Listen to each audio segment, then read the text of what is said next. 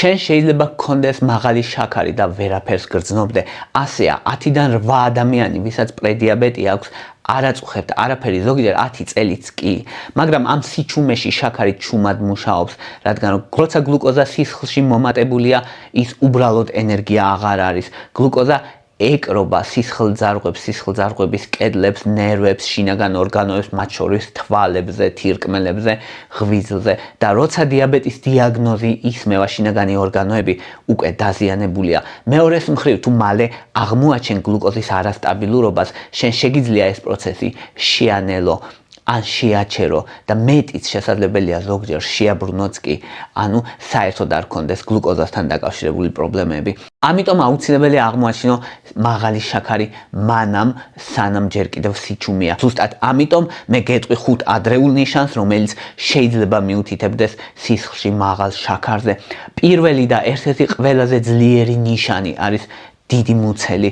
ეს არ არის უბრალოდ მუცელი, არამედ ცხიმი შინაგან ორგანოებში და როცა შინაგანი ორგანოები ცხიმიანდება, მაშინ გლუკოზის კარიბჭეები უჯრედებზე რაც მდებარეობს, რომელმაც გლუკოზა უნდა შეუშვას უჯრედებში, ის ზიანდება და როცა ეს კარიბჭეები ზიანდება, გლუკოზა ვერ შედის უჯრედებში და როცა ვერ შედის უჯრედებში, სისხლში იმატებს მისი დონე და ეს აზიანებს შინაგან ორგანოებს. და თუ ადამიანს აქვს დიდი გამობერილი მკვრივი მუცელი და მაღალი წნევა, ან ღამის შარდვა, ან ჭამის მერე ძილიანობა, ან უბრალოდ ვინმეს მის წინაპრებში, მშობლებში მაგალითად ქონდა ან აქვს დიაბეტი, ამ ადამიანს გაზრდილი აქვს მნიშვნელოვნად დიაბეტის რისკი, ან შეიძლება უკვე ქონდეს კიდეც.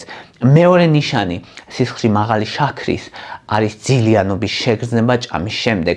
ძილიანობის განცდა ბევრი ჭამის მერე ისედაც აქვს ბევრ ადამიანს და ეს უმეტესად პრობლემა არ არის, მაგრამ თუ უკვე კარგად ჭამე და მაინც შაქრიანი საკვები გინდა, ან თუ ბევრი კი არა, ნორმალური პორცია ჭამე და მაინც ძილი გინდება, თუ ტრიგლიცერიდების დონე სისხლში მომატებულია და ძილიანობა ჭამის მერე გაწუხებს, ეს მიუთითებს ინსულინ რეზისტენტობაზე.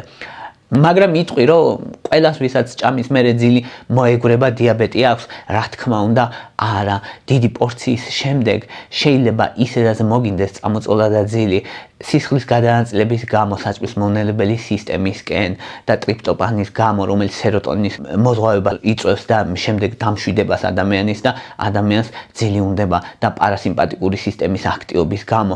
ეს ნორმაა.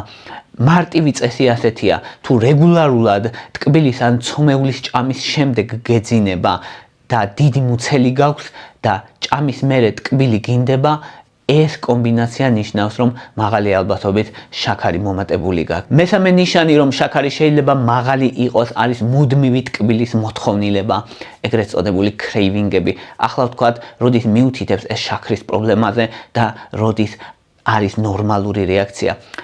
განსაკუთრებით თუ ბევრი ჭამე და 1-2 საათში ისევ ქშია და ტკბილი ქშია, განსაკუთრებით ნახშირწყლოვანი საკვების მერე, პური, ბრინჯი, პასტა, ცომეული, ორცხობილები, ნამცხრები, ეს ნიშნავს, რომ გლუკოზა მოიმატა, ამას ძლიერი ინსულინის რეაქცია მოყვა, შემდეგ გლუკოზა შემცირდა კომპენსატორულად და ამ არასტაბილურ გლუკოზას გაძლიერებული მადით პასუხობს შენი ორგანიზმი.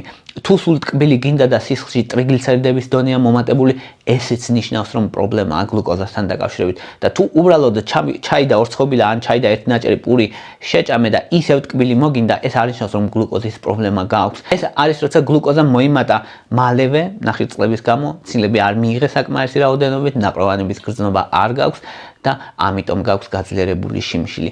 ეს ნორმალური რეაქციაა. და მეოთხე ნიშანი არის მუდმივი წყურვილი და პირის სიმშრალე და ხშირი შარდვა. ეს კომბინაცია ზოგჯერ შეიძლება ნორმა იყოს, მაგალითად, სიცხეში თუ ბევრს ოფლიანობ, ბევრ წყალს კარგავ და ნორმალურია, რომ გწყურია, ან ვარჯიშისას, ბევრი სიარულისას, ასევე მარილიანი საკვების მიღების შემდეგ, ჩიფსი, ყველი, შაურმები ან სხვა პროცესირებული საკვების მერე შეიძლება კი, რომ ბევრი წყალი გინდოდეს, ან ალკოჰოლის მერე, რადგან ალკოჰოლი შარდმდენია, მაგრამ გაძლიერებული წყურვილი არ არის ნორმალური, თუ ასოცირებულია ხშირ შარდვასთანაც, ზემო მიზეზების გარეშე, როცა გლუკოზა მაღალია, თირკმელები იწყებს სისხლისგან გლუკოზის გაწმენდას და გლუკოზის გამოდევნას, გლუკოზა გამოდის წყალთან ერთად და ამიტომ შენ ორგანიზმს შარდვის შეგრძნება აქვს, სულ მოშარდვის სურვილი აქვს სულ და ამიტომ მოშარდვასთან ერთად წყალს კარგავ და შემდეგ ისევ წყურია. ეს არის შემდეგ წრე, რომელზეც ადამიანი ტრიალებს, ანუ წყურია, შარდავს და მერე ისევ წყურია. თუმცა ეს არ ნიშნავს, რომ გლუკოზა ამ მეთოდით იწმინდება შენი ორგანიზმიდან და შენი ორგანიზმი უკვე არეგულირებს გლუკოზას. ესეც პრობლემაა, რომ გლუკოზას შარდავს ადამიანი. ეს მეთოდი ამავდროულად აზიანებს თირკმელებს, გლუკოზა თვითონ აზიანებს თირკმელებს და სისხლში მაინც რჩება გლუკოზის მომატებული დონე, რაც შინაგან ორგანოებსაც აზიანებს. ამიტომ ხშირი წყურვილი და ხშირი შარდვა გაფრთხილება და არა დაცვა. და მეხუთე ნიშანი, რაც სისხლში შაქრის მაღალ დონეზე მიუთითებს ან რისკებზე, არის ღამის შარდვა. ღამის შარდვა ბევრ შემთხვევაში შეიძლება იყოს ნორმა და არა დიაბეტის ნიშანი. მაგალითად ეს ხდება, როცა სიცივეში ხარ. სიცივეში სისხლძარღვები ვიწროვდება, წნევა იმატებს და თირკმელები იწყებს ზედმეტი წყლის გამოდევნას, ანუ ზედმეტი შარდის გამოდევნას, რომ წნევა დაარეგულიროს. ასევე სტრესის დროს, შფოთვის დროს ნერვული სისტემა აქტივდება და შარდის ბუშტი უფრო მგრძნობიარე ხდება. ასევე საშარდე გზების ინფექციის დროს ხშირი შარდვა ახსნადია, მაგრამ ხშირი შარდვა საყურადღებოა, როცა გამოხატული მიზეზი არ აქვს. პლუს შარდი არის მართლა ბევრი. იმასთან შედარებით, რასაც ადრე შარდავდით და ღამე გეღვიძება და შარდის მოცულობა გაზრდილია და მერე ისევ წყურია და მერე ისევ მოშარდვა გინდა. ეს გლუკოზის პრობლემაზე მიუთითებს. ასევე ხშირი შარდვა, გაძლიერებული მადა, წონის კლება კლასიკური ნიშნებია დიაბეტისა, მაგრამ ეს ადრეული ნიშანი აღარ არის და თუ მაინც გინდა სისხლში გადაამოწმოს შენი გლუკოზის მდგომარეობა, ყველაზე კარგი ტესტი ამისთვის გლიკირებული ჰემოგლობინია. ის აჩვენებს გლუკოზა რა მდგომარეობაში იყო შენს სისხლში ბოლო 3 თვის განმავლობაში. თუ ის 5.7%-ზე ნაკლებია, ნიშნავს, რომ ყველაფერი ნორმალურადაა, რაც დაბალია, მით უკეთესი, 5.7-დან 6.4-მდე პრედიაბეტია, 6.5-ზე მეტი უკვე დიაბეტის მაჩვენებელია. ეს ტესტი აჩვენებს გლუკოზა სისხლში რამდენ ჰემოგლობინთან იყო დაკავშირებული, სხვა სიტყვებით რომ ვთქვათ, გლუკოზამ რამდენი უჯრედი გააფუჭა, ამის მაჩვენებელია, ანუ რა ზიანი მოგვაყენა. ხოლო თუ გინდა გაიგო გლუკოზა იდეალურად გაქვს თუ არა, მაშინ იდეალურია, როცა 5.4-ზე ნაკლებია.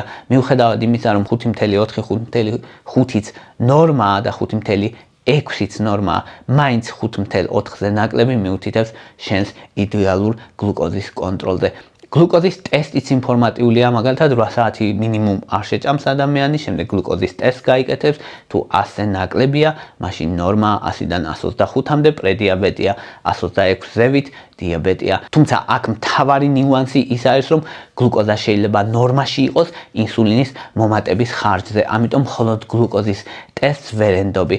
ამიტომ მესამე ტესტი არის ინსულინის ტესტი და ჰომა ინდექსის ტესტი, რომელიც მიუთითებს ინსულინი რა მდგომარეობაშია, რადგან ხშირად ინსულინი უფრო მალე იმატებს ვიდრე გლუკოზა და ინსულინი უფრო ბევრი ინფორმაციას გვაძლევს ინსულინ რეზისტენტობის შესახებ.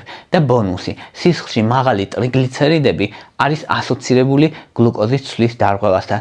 ამიტომ თუ კი სხვა ყველაფერი ნორმაში გაქვს და ტრიგლიცერიდები მომატებული გაქვს, ანუ ქოლესტერინის ტესტს რო გაიკეთებ, იქ არის ტრიგლიცერიდების, ის თუ მომატებულია, ნიშნავს, რომ შენ გლუკოზას პრობლემები აქვს და მომავალში უნდა ელოდე პრობლემებს. რაც უფრო მალე აღმოაჩენ გლუკოზის მომატებას, მით მეტი შანსი გაქვს დაიცვა შენი შინაგანი ორგანოები. ამიტომ გისურვებთ სტაბილურ გლუკოზის დონეს სისხლში. ეს იყო რისი თქმა წმინდო და მადლობა რომ მისმენდით, მადლობა რომ გაინტერესებთ, თუ მოგწონთ ჩემი ვიდეოები დალაიქეთ, თუ მოგწონთ ჩემი არხი გამოწერეთ, მადლობა ინტერესისთვის და მხარდაჭერისთვის.